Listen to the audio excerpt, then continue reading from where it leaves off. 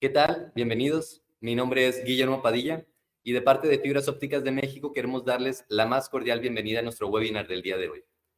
El estado de una red de fibra óptica depende de la calidad de la infraestructura en la cual está asentada. Para verificar este estado es necesario realizar un proceso de análisis para certificar que la red y que los elementos que se han usado en esta red se hayan instalado correctamente, ¿vale? Si les interesa saber más acerca de este proceso, de la certificación de primer nivel, de los equipos de medición, así como el proceso que se utiliza para hacerlo, creemos que el webinar que hemos preparado el día de hoy les va a ser de bastante utilidad. Nosotros somos Fibras Ópticas de México y ayudamos a operadores, instaladores, integradores e ISPs a conectar cada ciudad, cada edificio, cada casa y cada persona con productos fabricados en Latinoamérica para que juntos creemos y logremos las conexiones más valiosas. Fibras Ópticas de México cuenta con más de 17 años de experiencia en la industria, fabricando, desarrollando y comercializando soluciones completas para redes pasivas de fibra óptica. Dentro de nuestras soluciones están desde el inicio de una red, desde el Central Office, planta externa aérea, planta externa subterránea, planta interna y también última milla. Contamos con grandes marcas propias y cada una se especializa en una solución de elementos pasivos de fibra óptica. Nuestra marca Wave Optics es nuestra marca especializada en la fabricación de cable de fibra óptica con una capacidad de producción de 2.4 millones de kilómetros fibra por año. Es una marca y una compañía certificada en ISO 9001-2015, ¿vale? Y la planta está ubicada en México.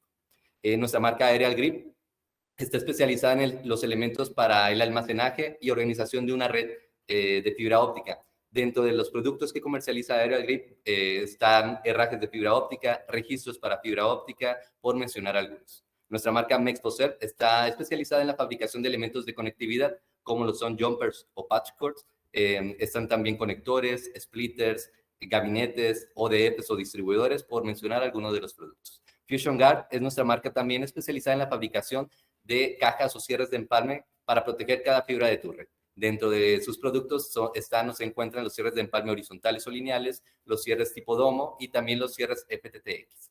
Y por último, nuestras marcas Splice XP y Shineway Tech. Splice XP enfocada en equipos de empalme de la más alta calidad y Shineway Tech en equipos de medición. Justamente el día de hoy vamos a hablar un poco acerca de los productos que se utilizan para la certificación de nuestra marca Splice XP y Shineway Tech, ¿vale? Entonces, les recordamos que todos los productos que mencionemos el día de hoy los podrán ustedes revisar en nuestro sitio web www.fibrasopticasdemexico.com. Allí encontrarán fichas técnicas, soporte también de parte de nuestros asesores, precios, tiempos de entrega y stock también, ¿vale? Entonces, los invitamos a visitar nuestro sitio y allí revisar a detalle cada uno de los productos que les vamos a compartir el día de hoy.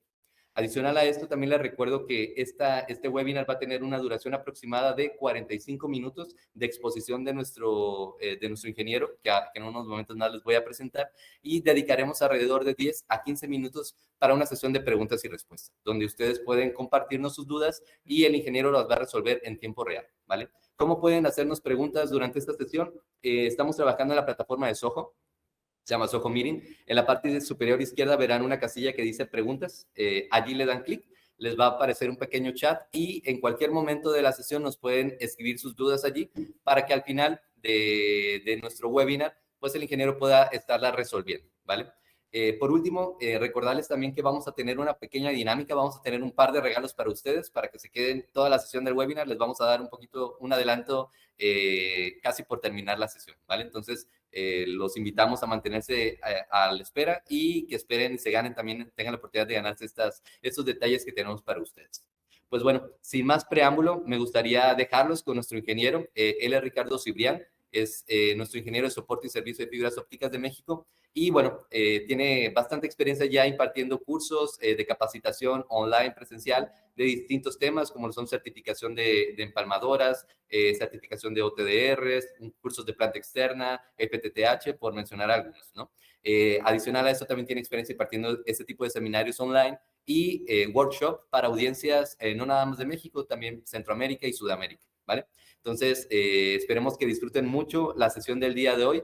Y bueno, les cederé los micrófonos entonces a Ricardo Cibrián. Esperemos que se la pasen muy bien y que estén ahí atentos a la información que les vamos a brindar. Nos vemos en un momento. Hasta luego.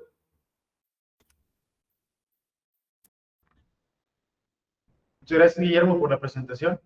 Sean bienvenidos a nuestra sesión de webinar, ingenieros. El día de hoy queremos hablarles, como nos decía Guillermo, sobre la certificación de primer nivel en redes pasivas de fibra óptica. Entonces, este proceso es muy importante para la hora que nosotros queremos comprobar o corroborar el funcionamiento de nuestra red. Entonces, ¿qué es lo que vamos a ver de hoy? Tema principal, certificación de primer nivel en redes pasivas de fibra óptica. Vamos a ver un poquito sobre tipos de fibra óptica. Bien, vamos a ver algo sobre redes pasivas de fibra óptica, más cómo se compone la red, qué fundamentos tenemos que tener. Tenemos también instrumentos de medición. ¿Qué equipos requerimos nosotros para la certificación de primer nivel en redes pasivas? Y también vamos a ver, ahora sí, el proceso de certificación de primer nivel según normativa. Vamos a pegarnos mucho a la normativa, porque ya que esta es la que nos permite pues, tener un trabajo estandarizado y que todos lo podamos hacer pues, de una forma más eficiente. Entonces, comenzamos con tipos de fibra. Todo esto, ¿qué son las fibras ópticas?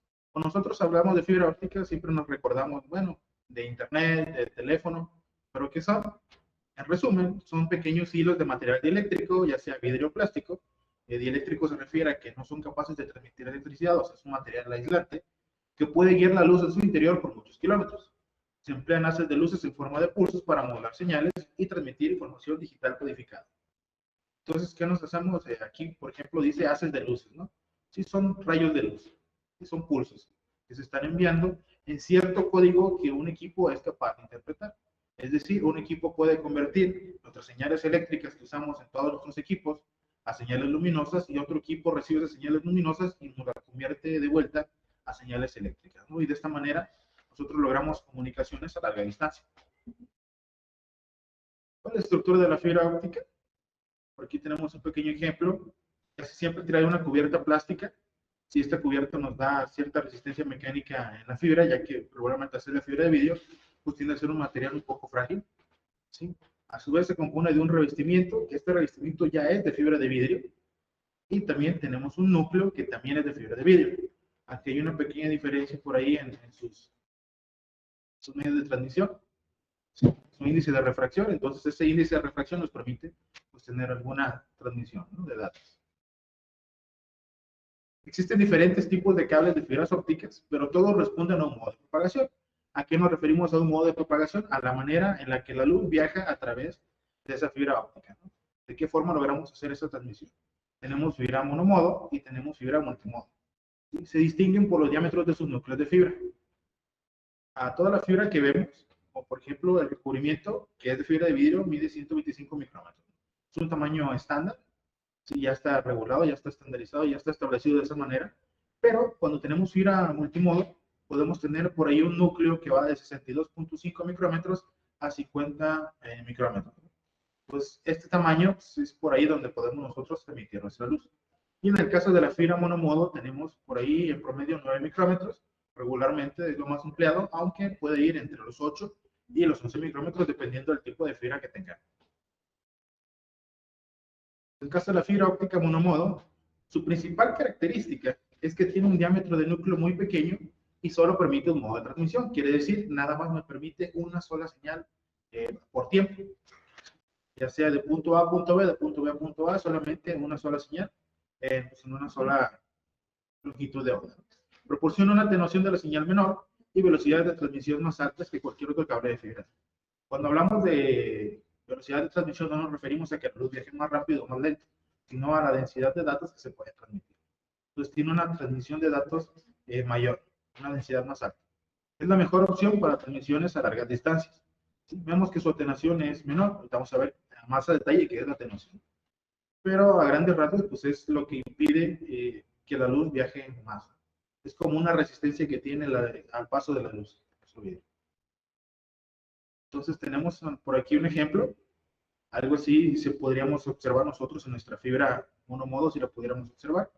Obviamente, pues la luz, al ser una onda, pues no va a ser una flecha así derecha como esa. O sea, no va a ser perpendicular a la fibra, siempre va a haber una especie de reflexión, pero a grandes rasgos así lo podríamos considerar idealmente. El cable monomodo tiene normalmente un diámetro de núcleo estrecho de 8 a 10 micrómetros. Y esta puede propagar señales a una longitud de onda entre 1310 nanómetros y 1550 nanómetros. Aunque pueda aceptar otras longitudes de onda, estas son las más empleadas, ya que estas son las que tienen menos atenuación por las características físicas de la fibra. Entonces son longitudes de onda ya establecidas. Los tipos de fibra monomodo más empleados son la fibra OS1 y la fibra OS2. Por ejemplo, tenemos aquí nuestro tipo de fibra. En el caso de la fibra OS1, que es una tecnología que ya tiene muchos años en el mercado, es una tecnología que está quedando poco a poco en desuso, tenemos una distancia máxima de transmisión de datos de 10 kilómetros. Aunque hablando ya de 10 kilómetros, bueno, es una distancia bastante razonable, sí, pero tiene una atenuación máxima de 1 decibelio por kilómetro. Entonces, cada kilómetro que avanza, tengo pues una atenuación de 1 decibelio. ¿Sí? Entonces, al yo tener mis 10 kilómetros, pues ya tengo mis 10 decibelios y mi transmisión de luz casi se pierde completamente. Por eso su aplicación es más en uso interior, quiere decir en mi central office, en mi data center, dentro de los jumpers de mi planta interna. Ahí es donde más puedo usar yo esa fibra OS1. Y tenemos en el caso de la fibra OS2, la diferencia pues es muchísima, ¿no? Vemos que tenemos una distancia máxima de 200 kilómetros y tiene una atenuación máxima de 0.4 decibelios por kilómetro. Cuando hablamos de máxima, bueno, puede ser un poquito menor y eso nos permite pues, usarla en exteriores. Quiero mandar una señal de una ciudad a otra, por ejemplo, a 200 kilómetros de distancia. Bueno, me permitiría a través de un solo hilo de fibra enviar esa señal usando fibra OS2. También la fibra multimodo, en este caso, tiene un diámetro mayor respecto a la fibra monomodo. En ella la señal se puede transportar en más de un modo de transmisión. Esto quiere decir que yo puedo enviar más de una señal al mismo tiempo y puede ser bidireccional. Puede ser de punto A a punto B o de punto B a punto A al mismo tiempo. Al contrario de la fibra monomodo que nada más podría mandar una cada tiempo. Se suele utilizar para distancias cortas y se pueden utilizar transmisores más simples. Proporciona capacidad de carga y subida simultáneamente. Sí, es lo que les decía, puedo mandar de un lado a otro al mismo tiempo y no hay problema con la transmisión de datos. Por ejemplo, aquí tenemos pues un ejemplo de la fibra, de cómo podríamos nosotros visualizar 3 señales distintas de punto A a punto B que van en paralelo. Por ahí pues hay algunas inconsistencias o algunos inconvenientes que se presentan, pero vamos a ver qué más propiedades tenemos por ahí, ¿no? Por ejemplo, el cable multimodo tiene normalmente un diámetro de núcleo más grande, que va desde los 50 a los 62.5 micrómetros. Si consideramos que el cable monomodo tenía 9 micrómetros, bueno, pues vemos que es casi, pues casi 6 veces mayor el núcleo de la fibra monomodo de 50 micrómetros, ¿no? Entonces, que puede propagarse a una longitud de onda de entre 850 nanómetros y 1300 nanómetros. Si observamos nosotros el 1310 y 1550 que teníamos en el caso de la fibra monomodo, vemos que la longitud de onda es un poquito menor. Esto se debe a que mayor tengamos nosotros longitud de onda, pues vamos a tener un poquito de más atenuación. Entonces, en el caso de la fibra multimodo, al ser el núcleo más grande y puede presentarse mayor atenuación, entonces empleamos longitudes de onda pues, más pequeñas. Los dos tipos de fibra modos, bueno, las fibras multimodo más empleadas son fibra OM1, OM2, OM3, OM4 o OM5. Entonces tenemos por aquí una comparativa de estas fibras. Cuando hablamos de fibra OM1, esta es la que mide 62.5 micrómetros y tiene un recubrimiento de 125 micrómetros. Eso nos referimos con 62.5 y 125 micrómetros. Se expresa regularmente en un color naranja de recubrimiento, o sea, el jumper que tiene, pues puede ser de ese tipo de color. Tiene una fuente óptica LED, tiene un ancho de banda de 200 MHz por kilómetro o 500, hasta ahí nada más llega. Entonces tenemos el caso de la fibra OM2 hasta la OM5, vemos que todas estas tienen un diámetro de 50 micrómetros de núcleo y 125 micrómetros de recubrimiento. Si vemos 125 micrómetros se repite. Todas las fibras, sea monomodo o multimodo, van a tener el mismo diámetro pues de recubrimiento. En el caso de la fibra OM2, tenemos que también es naranja y se usa una fuente óptica LED, pero ya nos alcanza ancho de banda de 500 MHz por kilómetro. En el caso de la fibra OM3 o OM4, Tenemos un color agua marina para el jumper, o sea, para el color exterior, ¿sí? Y su fuente óptica es BSC. El BSC es un LED semiconductor que tiene una cavidad para la transmisión de datos, ¿no? Tiene mucha más precisión que el otro LED. Entonces, tenemos en el caso de la OM3 una velocidad de ancho de banda de 2000 MHz por kilómetro, en el caso de la OM4, 4700 MHz por kilómetro, y en el caso de la OM5, que ya es de un color verde limo, o sea, esta ya tiene su color especial de 28000 MHz por kilómetro. Entonces vemos que conforme avanza la tecnología y se va denominando un nuevo tipo de fibra, tiene mejores propiedades, tanto de construcción como de transmisión de datos, ¿no? Vemos cómo se va por ahí haciendo este cambio en la transferencia de datos. ¿Sí? Entonces, en el caso de las fibras multimodo, son capaces de transmitir a distintas velocidades de datos y en distancias diferentes. Podemos elegir la que más se adecue a nuestra aplicación. Como vimos acá anteriormente, pues vemos que tiene por ahí un ancho de banda que se nos expresa por kilómetro, ¿no? Entonces, vemos que distintas velocidades de datos a distancias diferentes. Tiene más atenuación un poquito. Por ejemplo, en el caso de la fibra OM1, en fase Ethernet, conversión, tenemos hasta 2000 metros. ¿Sí? Recordemos que la transmisión en fibra multimodo es esa distancia más corta, ¿no? Se usa mucho más en planta interna que en planta externa.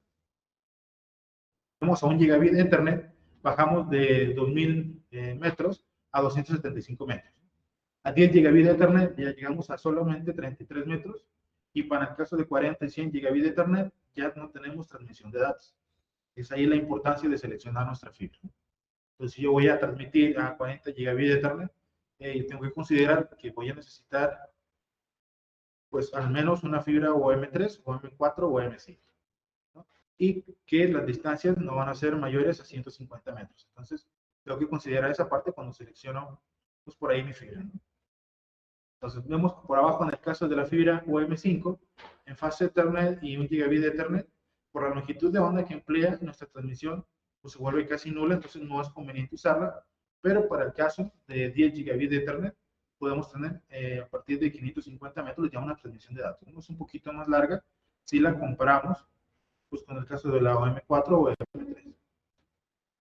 Tenemos una transmisión de hasta 100 gigabit de Ethernet a 150 metros. Entonces, eso es lo que nos da una transferencia de datos más alta.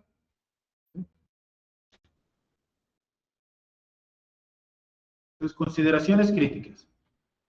Existen 3 parámetros clave que es importante comprender para diagnosticar y evaluar problemas de calidad en las señales de nuestra red de fibra óptica. Quiere decir que de todo pues, el abanico de posibilidades que tenemos en nuestra transmisión de datos, se van a reducir a 3 cosas. Entonces, todo lo que yo le pueda pasar a mi fibra me va a dar alguno de esos 3 problemas o esos 3 parámetros que yo puedo corroborar. El primero es la atenuación, el segundo es la dispersión y el tercero es la reflexión.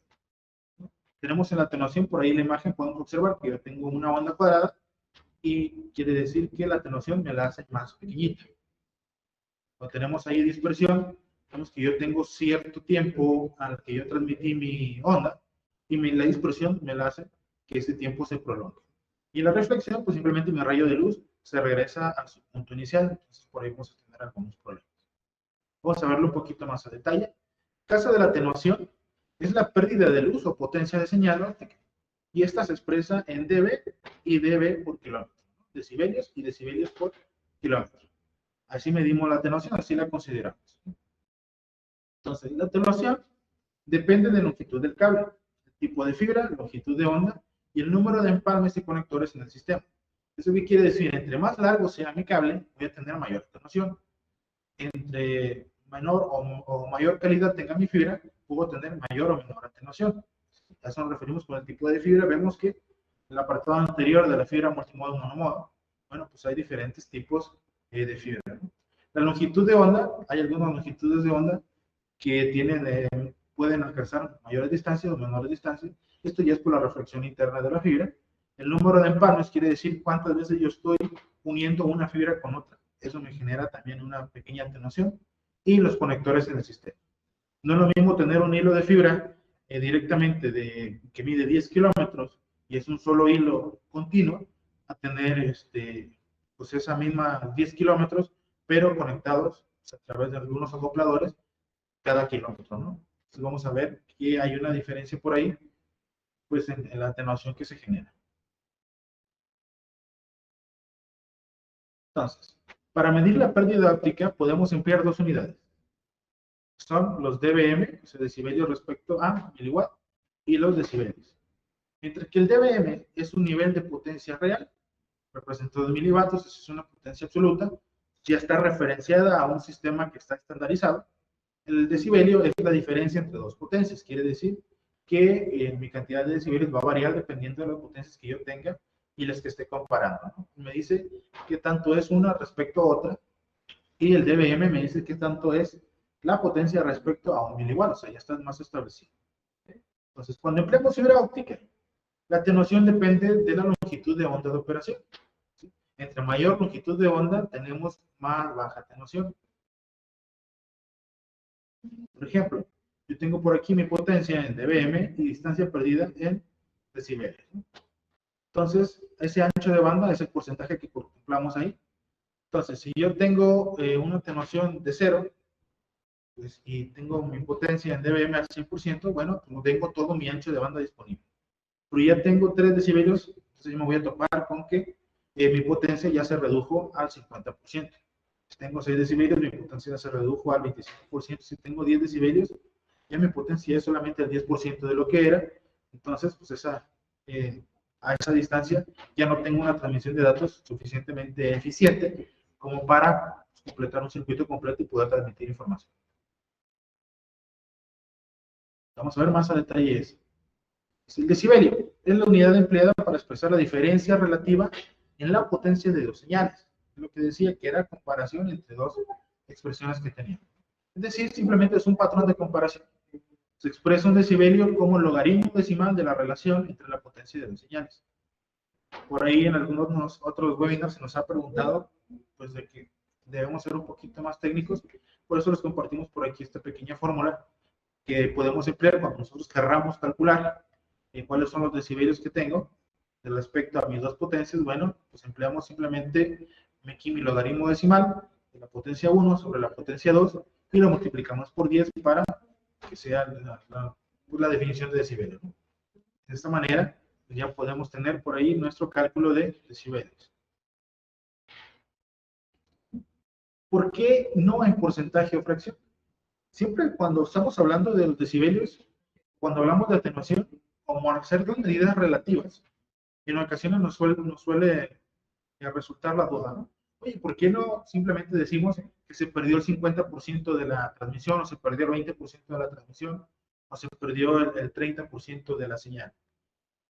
Porque emplear este método nos permite simplificar los cálculos realizados, el cálculo cuando estamos hablando de dB, ¿sí? En lugar de realizar restas y multiplicación de fracciones, como lo haríamos regularmente si dijera, bueno, perdí 50 y perdí 20, pues empleamos únicamente sumas algebraicas. Ya en este caso, los logaritmos los calculan los equipos de medición. Entonces, como los equipos de medición ya calcularon los logaritmos, que es lo que podría ser un poco más complicado, hacer en una calculadora o hacerlo incluso a mano o revisando tablas de referencia, simplemente hacemos una suma algebraica. ¿Qué nos referimos? Pues obviamente respetando signos, ¿no? Entonces, por ejemplo, aquí, si yo tengo 60 dB de pérdida, bueno, 60% de pérdida, 75% de pérdida y 21% de pérdida, ¿sí? Por ejemplo, pues yo tengo 3 empalmes, ¿sí? O tengo 2 empalmes por ahí, en un tramo se representó 60%, en otro 75% y en otro 21%. Si yo quisiera hacer la suma y desconozco un poquito de aquí, me voy a dar cuenta que yo tengo 60 más 75 son 135, 156% de pérdida, que sabemos que eso, pues obviamente no es correcto, ¿no? No puedo tener un 150% de pérdida o más de 100% de pérdida, porque eso me querría decir en términos físicos que yo perdí toda la señal y todavía le estoy debiendo señal. Es decir, no puedo sacar más energía de un sistema de la que le estoy introduciendo. Entonces, ¿qué es lo que tendría que hacer yo si quisiera calcular ese porcentaje de atenuación? Bueno, pues hacer esta pequeña pues, operación, ¿no? De ir referenciando cada, pues, cada porcentaje hacia mi unidad, que es el 100, ¿no? Entonces, de esta manera, aplicando esta pequeñita fórmula, pues ya podría tener yo que mi suma de mis atenuaciones en porcentaje sería del 92.1%. Entonces, esto nos complicaría un poquito las labores si yo tuviera mayor número de empalmes, mayor número de conexiones para sacarlo de todo mi sistema. Bueno, pues cada vez que tengo una atenuación diferente, voy a tener que meter otra vez esos datos. Entonces, eso me complica mucho la operación para términos prácticos, ¿no? Entonces, ¿qué pasa si yo lo considero en lugar de ese 60 como menos 4 dB, ese 75 como menos 6 dB y el restante como 1 dB? Que yo hago simplemente una suma algebraica. Quiere decir menos 4 más menos 6 más menos 1. ¿Sí? Y voy a tener por aquí menos 11 dB. Entonces recordemos la ley de los signos por ahí, más por menos, pues sigo teniendo menos. Entonces menos 4, menos 6, menos 1. Yo tengo menos 11 dB. Y me es más fácil interpretar menos 11 dB y me es más fácil calcular mentalmente menos 11 dB que calcular mentalmente el 92% de pérdida que tenía anteriormente. Entonces, por esto, que nos es más conveniente utilizar los dB que utilizar fracciones o porcentajes.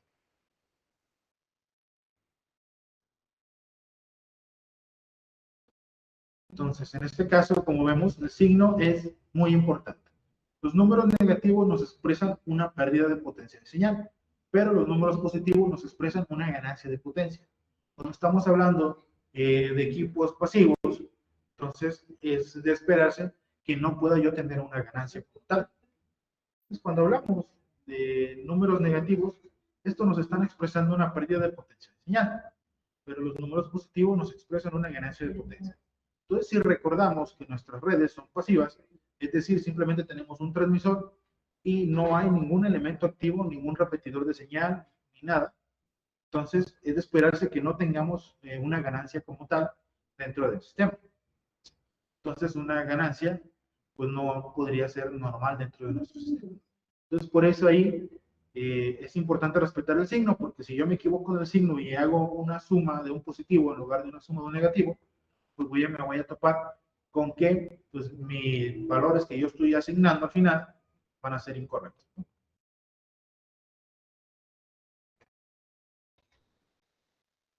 Entonces, ahora tenemos el decilevio miliwatt o milivatio, depende de cómo lo conozcamos, ¿sí? O dBm, y esta es una unidad que expresa el nivel absoluto con respecto a la potencia de un miliwatt. ¿Sí? Recordemos que cuando hablamos de un nivel absoluto nos referimos a que está referenciado a algo que ya está establecido. ¿Sí? En este caso, pues a un miliwatt. Entonces, si yo quiero conocer cuál es pues, mi potencia en dBm, ¿sí? Va a ser muy similar la fórmula, va a ser 10 por logaritmo de mi potencia que estoy midiendo en miliwatts y referenciada hacia un miliwatt. Entonces ya me va a dar por ahí mi resultado de dBm. Entonces, por ejemplo, yo tengo por aquí, recordemos que si yo tengo en un logaritmo un número menor que 1, me va a dar un valor negativo. Si yo tengo un número mayor a 1, me va a dar un valor positivo. Entonces, si yo tengo mi logaritmo base 10 de 0, pues es 1, quiere decir que tengo mi potencia completa. Perdón, era al revés. 1 es 0. ¿Sí? Entonces, cuando yo tengo 1, tengo 0 de dB. Eso quiere decir que no tengo ni ganancia ni pérdida. Si yo tengo un 2, ya me va a dar por ahí que yo tengo 3 dB de ganancia, 6 dB o 10 dB si tengo 4 o 10. Entonces, si yo tengo la mitad de mi potencia, tengo 0.5, ya voy a empezar a tener ahora sí mis decibelios en negativo, porque ya me está hablando pues, de que tengo una atenuación. Por ejemplo, si yo tengo la mitad de mi señal, voy a tener menos 3 dB, si tengo un cuarto, menos 6, y tengo un octavo, menos 9, un décimo, tengo menos 10, hasta cuando tengo un centésimo, pues ya tengo menos 20 dB.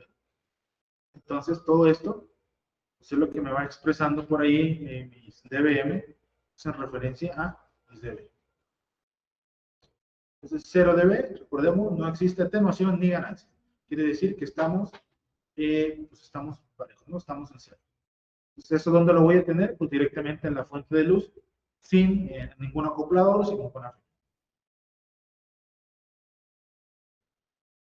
Tenemos por ahí un poquito más de dispersión. Es el nombre genérico para todo fenómeno que cause que un pulso sea entregado por detrás.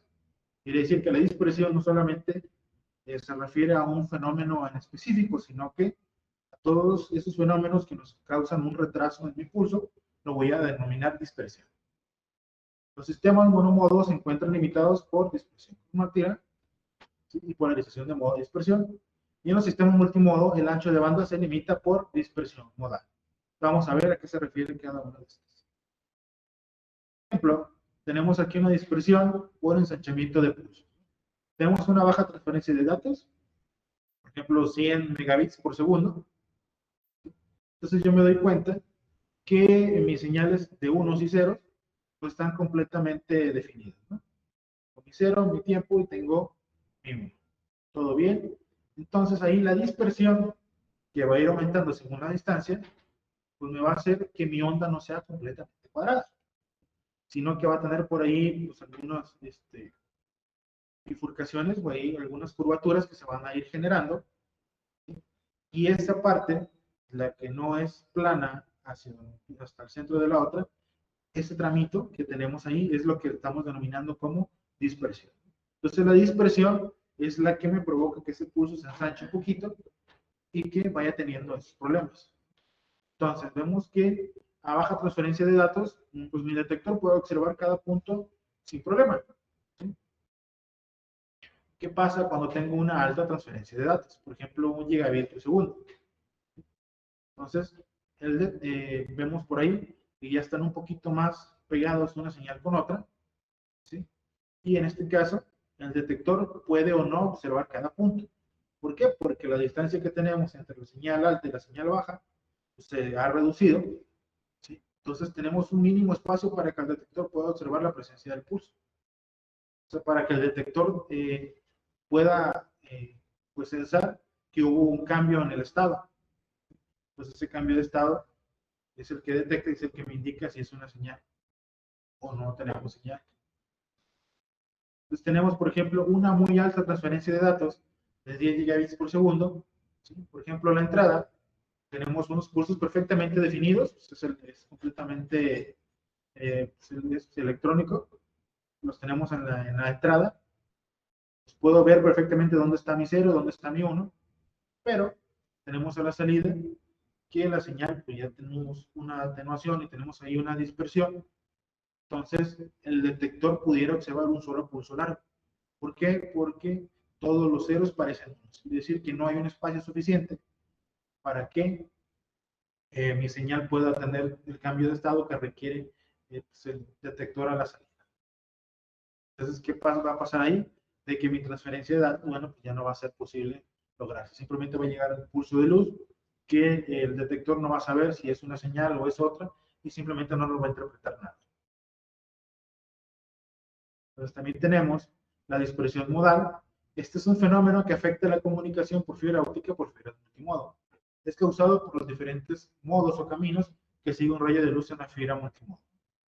Por ejemplo, yo tengo por ahí una representación en corte transversal de mi fibra.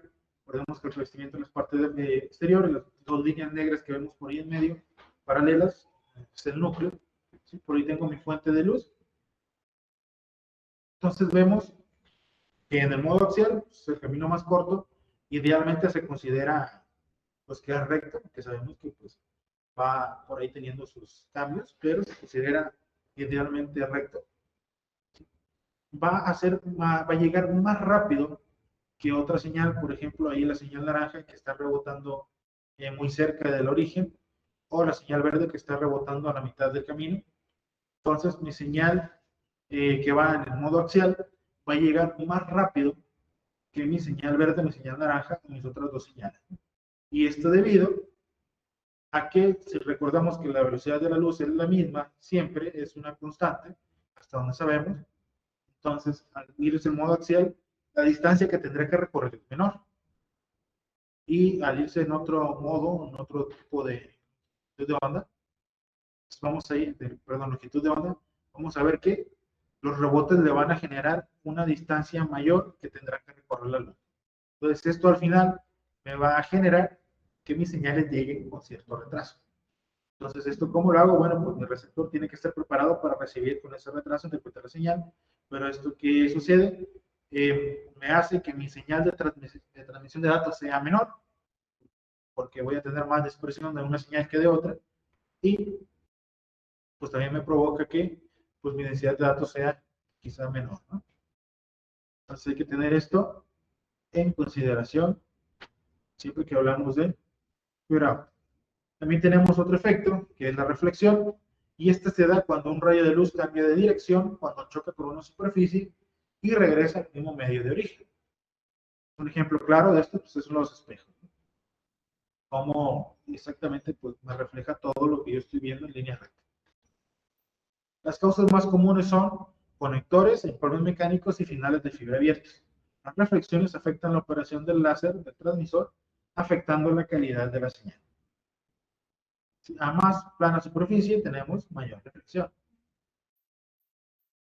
Por ejemplo, aquí tengo yo, puedo ver la luz incidente por ahí del lado izquierdo, lo van a poder observar. ¿Sí?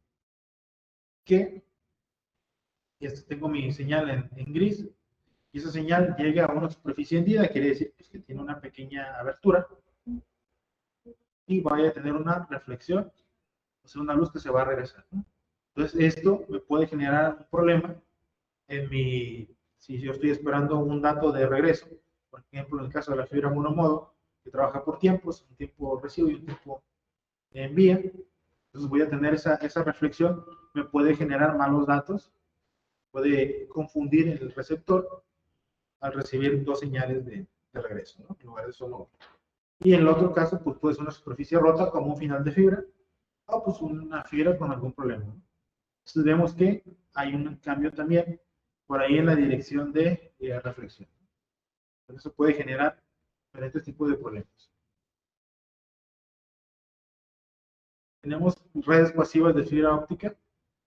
¿Qué nos referimos con redes pasivas? Por ejemplo, tenemos un sistema de transmisión que recordamos que tenemos datos de entrada, que son señales eléctricas, llegan a un transmisor, ese transmisor pasa a una fuente óptica, esta fuente óptica transfiere a una capa física, y esta capa física lleva la luz a través pues de ella hasta el detector óptico desde la fuente óptica, y un receptor se va a encargar de convertir esas señales ópticas en señales eléctricas y de esa manera tener datos de salida. Todo esto recordemos que la capa física en este caso pues es fibra óptica. Entonces introducimos nosotros electricidad, pasa al transmisor, pasa a fuente óptica, pasa a capa física, tenemos nuestro detector óptico que lee esa señal que se transmitió por la fuente, se recibe y ya tenemos nuestros datos de salida. Entonces, esto es lo que compone una red pasiva de fibra óptica. Un transmisor o un emisor y la capa física. Entonces, una red óptica pasiva o PON nos permite eliminar todos los componentes activos existentes entre el servidor y el cliente. Quiere decir que yo desde saco mi señal de mi central y no necesito ningún elemento activo hasta mi punto de consumo. Introduciendo en su lugar divisores ópticos pasivos para guiar el tráfico por la red, empleando como elemento principal al splitter. Si recordamos de webinars anteriores, hemos visto esto un poquito más en detalle. Por ejemplo, yo tengo aquí en mi Central Office, puedo tener señal de video, puedo tener señal de GPON, HPON, NGPON, ULT, señales multiplexadas, etc. Todo esto lo pasamos a mi WDM, o sea, a mi multiplexor. ¿Sí? Lo pasamos con un elemento de coexistencia y mandamos todas esas señales en una sola, las combinamos en una sola señal y esta la recibe mi splitter. Entonces puedo tener yo dos niveles de spliteo, por ejemplo. Un splitter saca una señal y la divido otra vez. ¿Sí? Entonces ahora sí, mando esa señal a una terminal acometida y ya puedo tener diferentes señales como GPON, GXPON, en diferentes tipos de consumo, ¿no? Por ejemplo, tengo ahí mi ONT en GPON, que me sirve pues para tener varios clientes.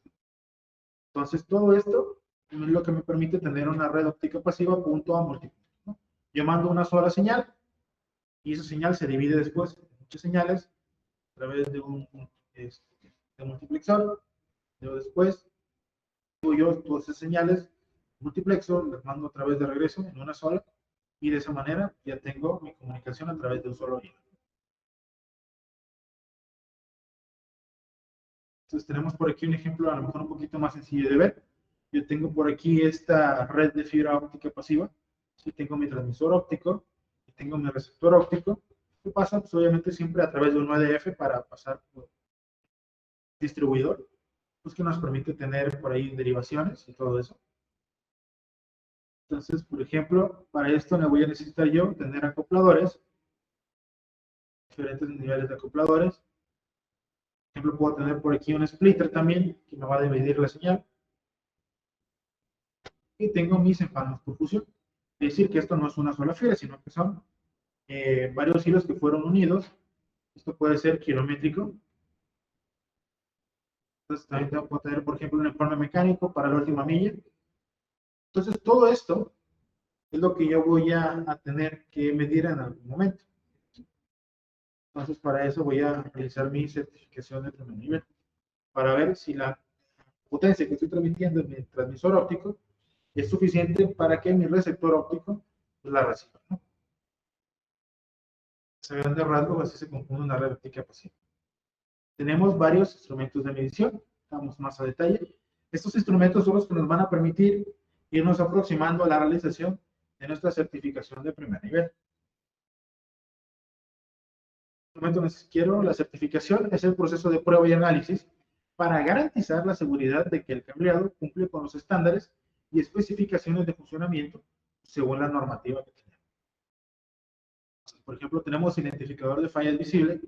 Este equipo es el que nos permite poder ver a simple ojo si nuestra fibra óptica está cumpliendo con su trabajo de transmitir datos. Es decir, este equipo no me va a permitir reconocer qué tanta potencia hay, pero sí me va a permitir observar si hay señal o no hay señal, ¿no? También tengo mi fuente de luz estable y también mi medidor de potencia óptica. Ahorita vamos a verlos más a detalle.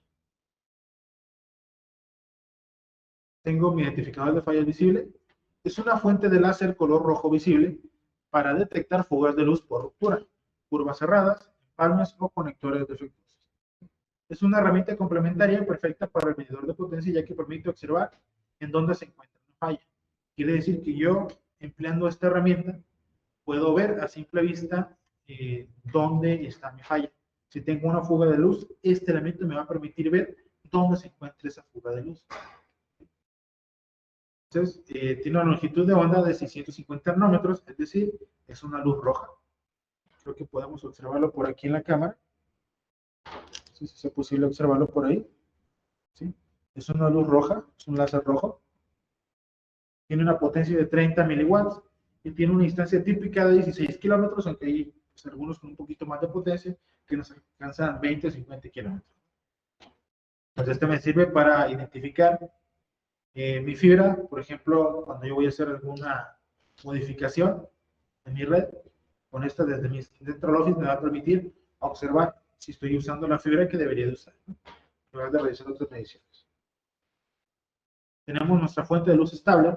Esta proporciona una señal luminosa estable, que nos referimos como estable, que sigue manejando la misma longitud de onda y potencia de transmisión todo el tiempo. Si yo le digo dame 1310 nanómetros, me va a seguir dando 1310 nanómetros con la misma potencia todo el tiempo.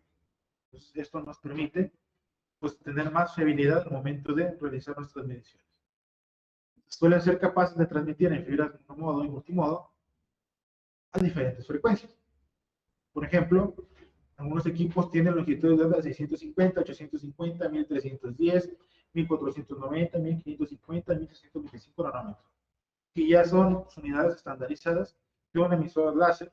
Tiene una potencia de menos 7 dBm, tiene que ser mayor o igual, tiene una frecuencia que puede ser 270 Hz, 1 kHz o 2 kHz, que es más o menos este equipo que tenemos por aquí. Ahorita vamos a ver qué parámetros le podemos configurar para nuestra transmisión de una señal luminosa. Tenemos también el medidor de potencia óptica. Este es capaz de realizar mediciones de pérdida relativa en diferentes longitudes de onda predeterminadas, destinado para dar solución a las mediciones durante el mantenimiento, instalación y reparación de redes ópticas tanto en campo como en laboratorio. Entonces tenemos por ahí longitudes de onda, si observamos, son las mismas longitudes de onda que tenía la fuente de luz. ¿Sí? Un rango de medición de menos 70 a 10 dBm, creo que eran 10, nos faltó el dato. Nos puede medir unidades en dBm, miliwatts y potencia relativa en dB. Mismas frecuencias de operación que en el caso de la fuente de luz. Si vamos a la parte medular de nuestro webinar, que es la certificación de primer nivel. ¿Sí? Tenemos certificación de redes, ¿no? Hablamos de una medición de primer nivel, pero es porque también existe una medición de segundo nivel. Por ejemplo, usamos para certificación de primer nivel mi fuente de luz y mi medidor de potencia. De potencia. Entonces, estos dos equipos me permiten hacer mi certificación de primer nivel. Ahora, cuando no fue posible realizar esta certificación de primer nivel porque las mediciones no me dieron, porque hay una falla, bueno, entonces sí, nos pasamos a la certificación de segundo nivel o búsqueda de fallas, que en este caso se hace con un reflectómetro del dominio del tiempo o NTR. No se olviden de seguirnos en nuestros demás webinars porque posteriormente vamos a tener alguno por ahí de certificación de segundo nivel para complementar lo que estamos haciendo en mi medición de primer nivel. La certificación de primer nivel, esta tiene como objetivo comprobar el correcto funcionamiento de la red de fibra óptica, así como descartar la existencia de altas atenuaciones o pérdidas de potencia. Estas mediciones se deben realizar antes, durante y después de la instalación de la red. ¿Qué nos referimos con antes, durante y después? Y que el instalador debe asegurarse de tres cosas. Primera, validar las transmisiones entre central y terminal cliente en rangos esperados.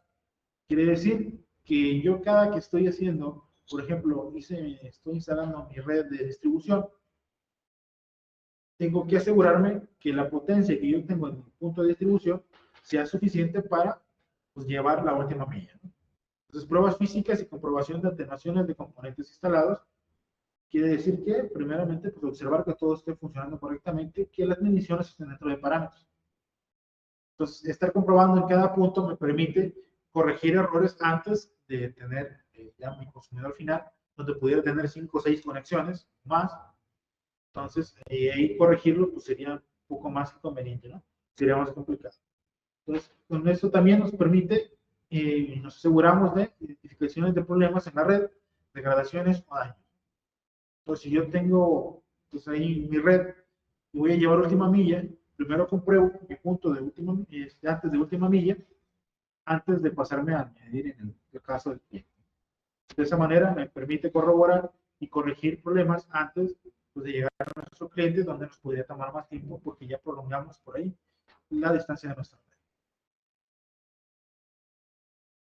Vamos a hacer certificación de primer nivel por uno de los métodos más precisos que tenemos, que es el método de 2 cuerdas de referencia, o la norma como nos describe como Two-Core Reference Test Method. Entonces, este método es de los más precisos al momento de realizar la certificación de primer nivel. Se realiza la terminación de cables de fibra óptica entre 2 unidades de parcheo o acopladores. Entonces, ¿por qué es de las más precisas? Porque me permite que yo haga la medición nada más del punto que me interesa, no de toda la red. Entonces, de esta manera, al tener por ahí los dos jumpers, puedo yo conocer de antemano cuál es la atenuación en esos 2 jumpers y de esa manera pues me va a permitir conocer nada más pues, la última parte que me interesa medir, que puede ser pues ya mi bobina de fibra o mi red. Entonces, también es muy usado por fabricantes de ensambles ópticos para medir la atenuación de las terminales. Por ejemplo, los jumpers que nosotros compramos ya, por ejemplo, de la marca Metrocell, estos ya se les realizó una prueba de 2 cuerdas para comprobar su funcionamiento. Entonces, pues, nos permite tener un poquito más de precisión. Este método se encuentra especificado en la norma TIA EIA 526-14B en su anexo número C, su anexo letra C. Entonces, si nosotros queremos verlo más a detalle, aquí en esta norma vamos a poder encontrar todo lo referente a la certificación de red. ¿Qué materiales requerimos? Primeramente, pues requiero mi medidor de potencia óptica. ¿Sí? Por acá lo tenemos, nuestro medidor de potencia óptica. Tenemos nuestra fuente de luz estable. ¿Sí? Vamos a requerir jumpers, al menos 2 para este método. Vamos a requerir tener acopladores para unir los jumpers entre sí y los jumpers con la bobina que vamos a medir, con la fiebre que vamos a medir. Requerimos siempre tener elementos de limpieza para mantener el correcto funcionamiento de mis conectores. Y requerimos lápiz y cuaderno, o pluma y cuaderno. Requerimos algo que nos permita realizar anotaciones. Ahora, algunos equipos tienen algunas características especiales que nos permiten guardar datos y todo eso, pero como reconocemos que no todos los equipos tienen esas características, vamos a hacerlo como nos indica la norma, que es simplemente anotando los datos. Vamos a considerar como que mi equipo no tiene memoria, en este caso de este sí tiene, pero voy a considerar que si no tuviera, para realizar la medición, pues como fue concebida la normativa. Y después de la normativa, pues los equipos se fueron adaptando teniendo más características. ¿Cuál es el procedimiento? Primeramente, conectamos el jumper de lanzamiento, o TC1, y el jumper de recepción, TC2, con ayuda de un acoplador, que vamos a denominar como D.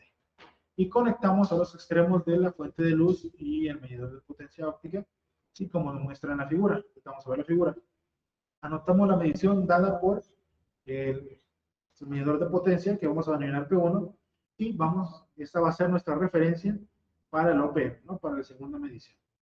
Entonces desacoplamos ahora sí TC1 y TC2 y los dos jumpers que tenemos. Por ejemplo, aquí tengo yo mi fuente de luz y tengo mi medidor de potencia.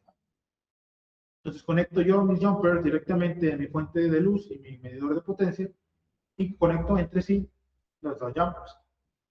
Entonces de esta manera la medición que me da va a ser mi medición de referencia para las demás mediciones.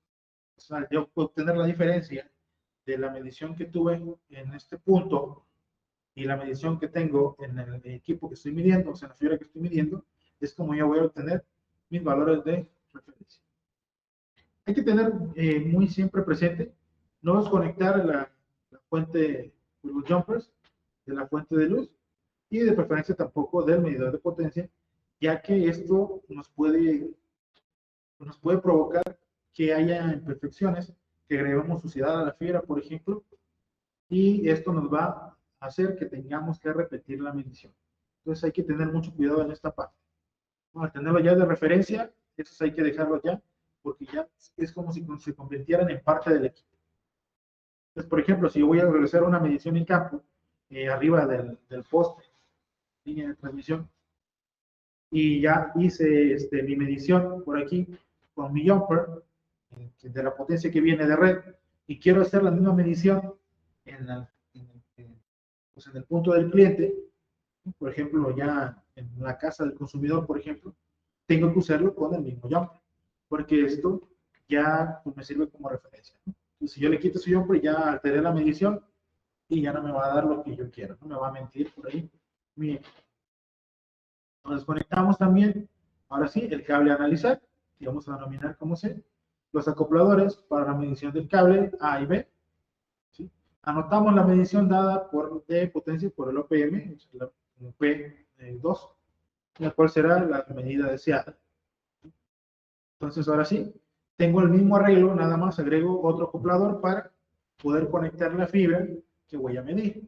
Y de esta manera, al realizar la diferencia o la resta de la potencia que yo tuve al principio simplemente con los jumpers y la potencia que tengo medida después de la bobina, entonces me va a entregar, ahora sí, pues solamente la medición de mi bobina.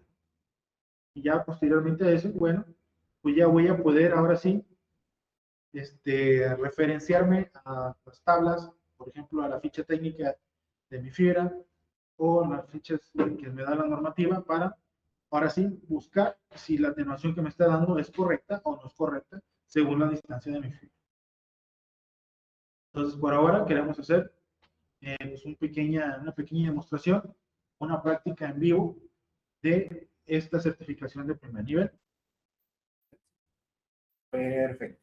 Entonces, recordemos qué materiales teníamos nosotros. Primero, medidor de potencia óptica. Necesito mi fuente de luz. Necesito 2 jumpers como mínimo de referencia. Necesito acopladores, que tenemos de diferentes. Necesito equipo para limpiar. Es muy importante la limpieza porque la limpieza es la que me permite tener más fiabilidad en medición y me permite tener mejor transmisión de datos. Tenemos 2 tipos. ¿Sí? Necesito yo tener un cuaderno por aquí y una pluma para poder anotar mis resultados. Necesito por aquí algo a medir. Por acá tengo en la parte de abajo tengo una bobina pues, de fibra óptica de cable MDU a la que se le han instalado unos pequeños peak tapes para poder realizar la medición. ¿Sí? Y tengo mi medidor de falla 18.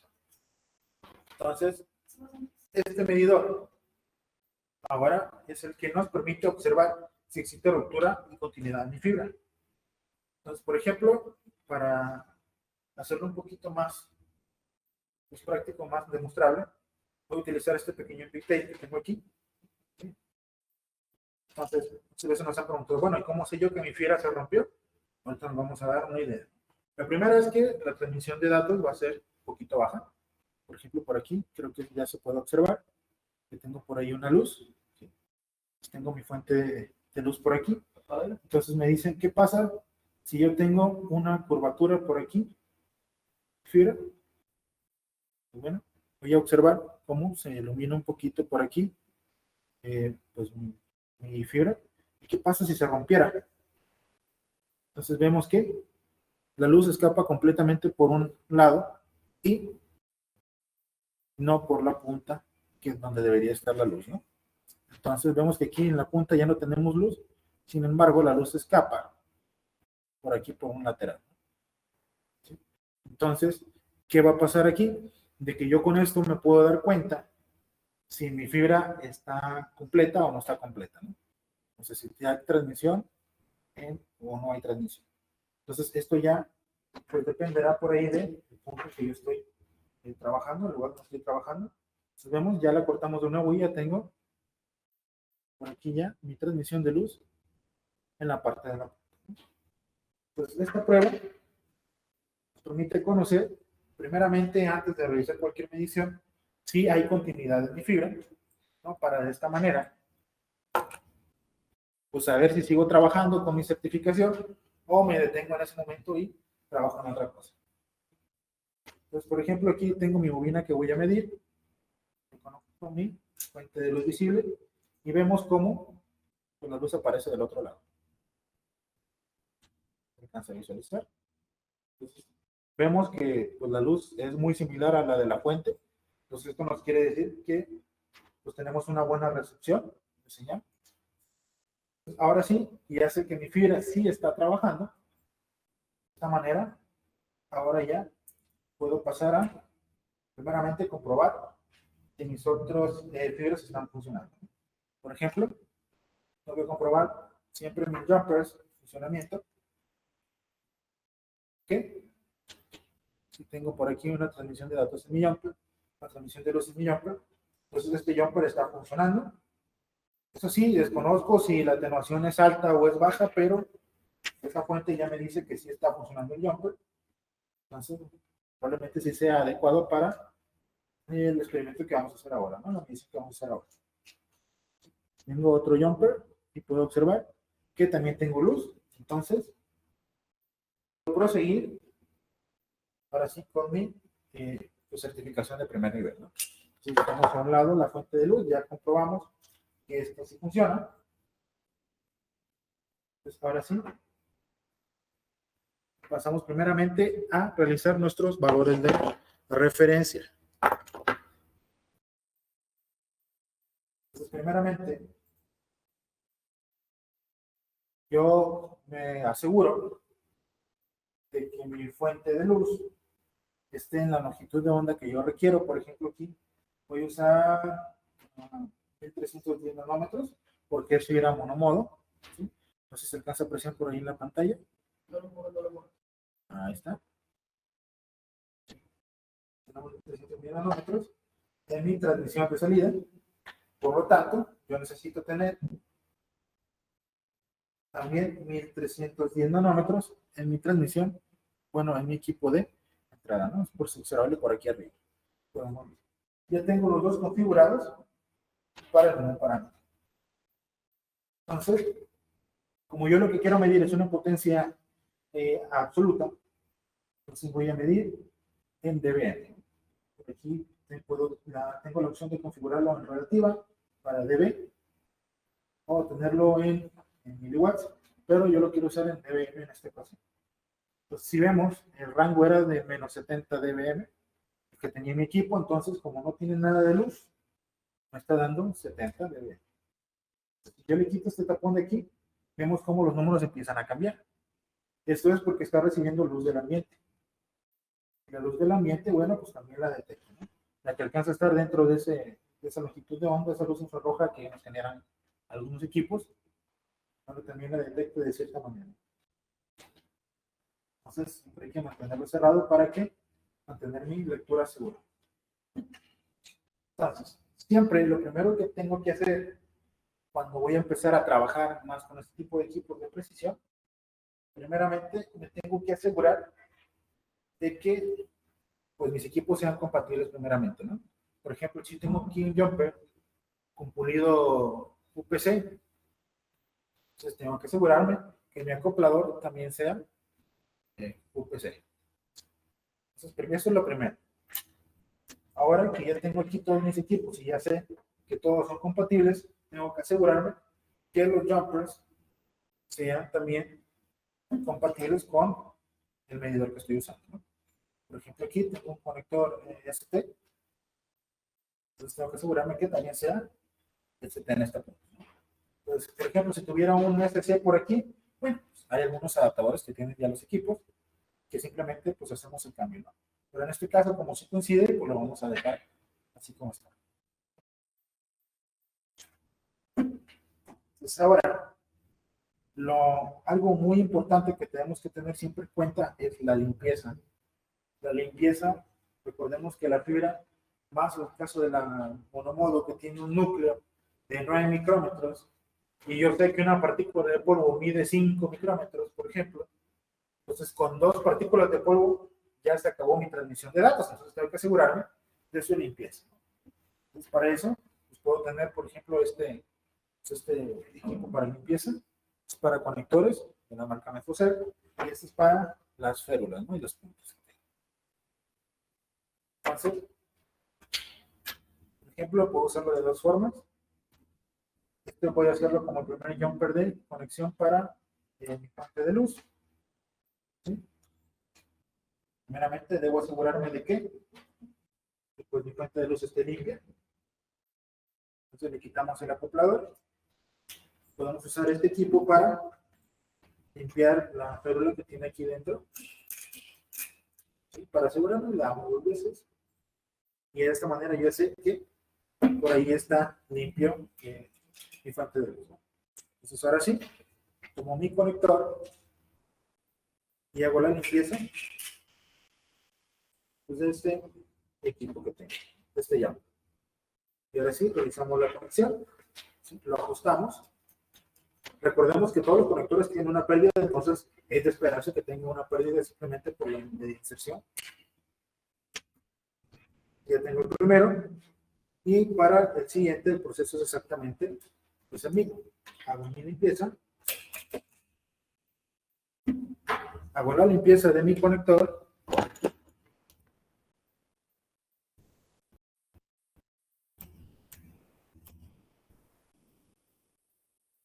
Ya de esta manera, otra vez, realizamos el acople aquí. Y ahora ya tengo mis 2 equipos limpios, con lo que me garantiza de que pues, voy a tener la atenuación más cercana a lo ideal, ¿no? Sí, a lo que ya cualquier atenuación va a ser a causa pues, del mismo equipo o de la misma naturaleza de la fibra, de la reflexión, por ejemplo, al tener conector por conector, pues tengo una reflexión, tengo una atenuación, entonces ya voy a saber que si tengo una pérdida va a ser por eso, ¿no? Entonces, realizo la limpieza, acoplo mi primer jumper, ¿sí? Como me decía la normativa, retiramos la tapa también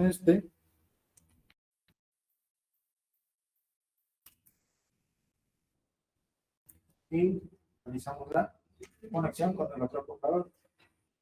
De esta manera, ya completamos nuestro primer circuito de transmisión de datos, que es fuente de luz, jumper, acoplador, jumper, medidor de potencial, ¿sí? Entonces, ahora sí, ya tenemos nuestra fuente de luz y la encendemos, por lo que ahora sí vamos a empezar a tener nuestras primeras lecturas. Entonces, mi fuente de luz me está diciendo por aquí que me está transmitiendo menos 2.50 dB. Sí, es lo que me está transmitiendo por aquí en este caso, yo lo anoto como referencia y observo la lectura que tengo acá de menos 4.16 dB.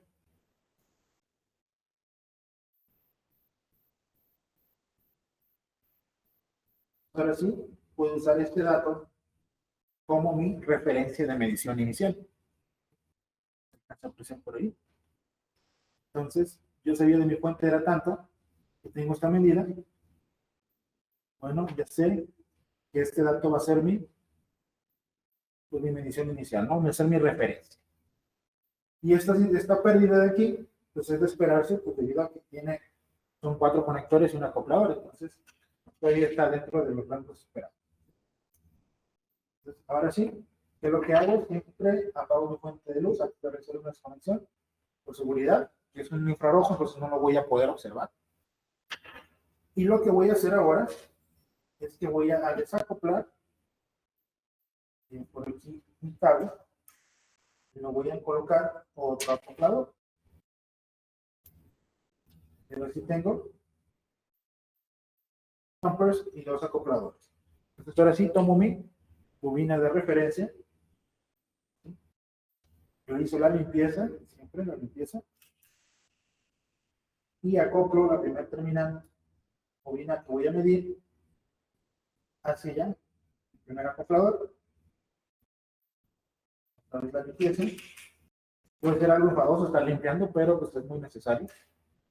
También si tenemos otro tipo de limpiador como este, bueno, le podemos dar en este limpiador, ¿sí?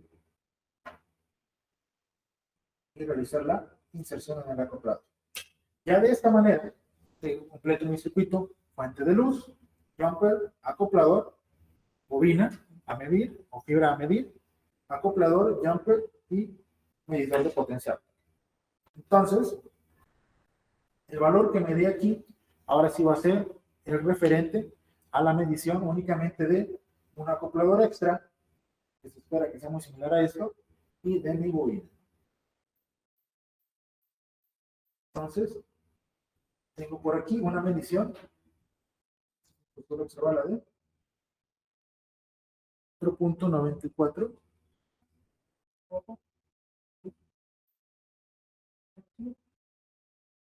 ¿Es posible observarlo? 4.91 de 20. Entonces tengo 4.91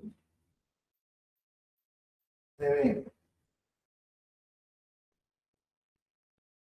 Entonces, si yo obtengo la diferencia de estos dos, al colocarlo tengo los 4.16 menos 4.91 para tener mi diferencia. Si recordamos por ahí mi ley de los signos, voy a tener algo así como una suma.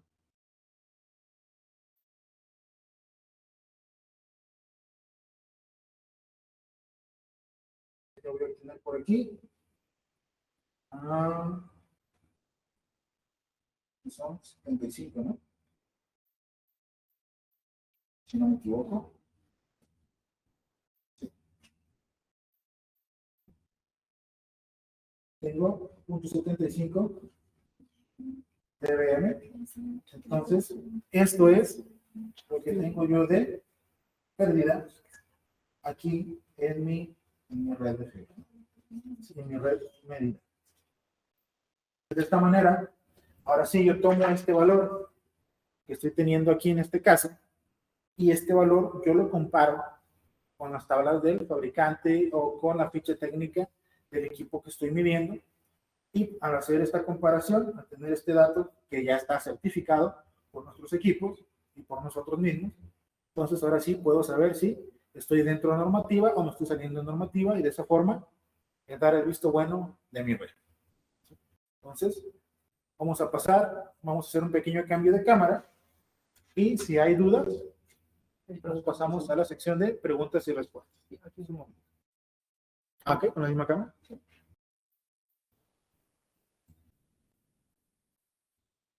Por aquí. ¿Dónde es? Ok. Tenemos una pregunta por aquí de Luis Cornejo, que nos dice: ¿las dos fibras OS1 y OS2 son compatibles? Es decir, ¿puedo usar OS2 en el exterior y unir en el interior con una OS1? Sí son compatibles. O sea, sí puedo tener transferencia de datos, pero al ser diferentes características de mi fibra, tengo que considerar que voy a tener primeramente una atenuación por la fusión, y voy a tener pues también otra pequeña pérdida por ahí por el cambio de la fibra. Entonces, si es posible, si es compatible, si es físicamente viable, pero no es recomendado, ¿no? La recomendación es usar siempre el mismo tipo de fibra, y si es posible, del mismo fabricante. Otón Santiago Broca, porque dices que monomodo es uno. Ok, esto fue un error en la presentación. Por ahí tiene razón, debería ser. Cuando hablamos de fibra monomodo es OS, cuando hablamos de fibra multimodo es OM. Seguimos, tenemos otra pregunta por aquí. Tenemos una pregunta por aquí de María, me dice: ¿cuáles son los motivos y cuáles son los correctivos que hay que hacer para que el viaje de la fibra sea de modo axial, que es el camino más corto? ¿De qué depende que la transmisión sea axial y no en los otros modos? Cuando hablamos de la fibra, pues en el caso de la fibra multimodo, esa transmisión axial es la que decimos que es ideal, es decir, no es posible tenerla axial, primeramente porque para poder tener una transmisión completamente recta, yo tengo que tener mi fibra en modo completamente recto. Yo sé que mi fibra va a tener curvaturas, entonces esas pequeñas curvaturas van a hacer que mi luz rebote y choque. Entonces, de entrada ya mandamos la señal con cierto ángulo para que mi fibra pueda rebotar, para que mi luz pueda rebotar dentro de la fibra. Entonces, el modo axial es realmente teórico, es para ejemplificar esa parte. Entonces, no nos es posible hacer una transmisión completamente axial por la misma naturaleza de la luz. Son las preguntas que tenemos. Creo que están cayendo más preguntas, pero por el tiempo ya me están indicando que vamos a responder todas por correo electrónico, no se apuren.